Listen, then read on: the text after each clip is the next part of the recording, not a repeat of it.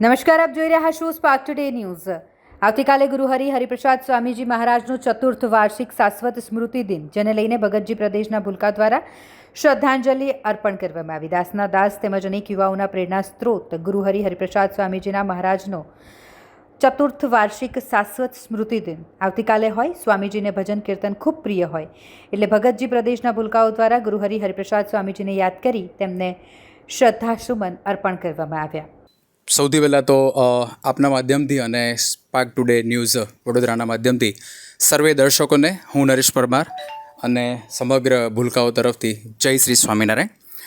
Actually તો આવતીકાલે 26/7/2025 છે, એટલે અમારા ગુરુહરિ હરિપ્રસાદ સ્વામી મહારાજ સ્વધામ ગમન થયું એને બરાબર 4 વર્ષ આવતીકાલે પૂરા થાય છે। એટલે 26/7/2021ના ગુરુહરિએ જે લીલા કરી અને સ્વધામ ગમન થયું હતું એ નિમિત્તે આવતીકાલે તો ઘણા મોટા એવા બધા ફંક્શનો છે જ શ્રદ્ધાંજલિના, અને એવી સત્સંગ સભાઓ પણ છે।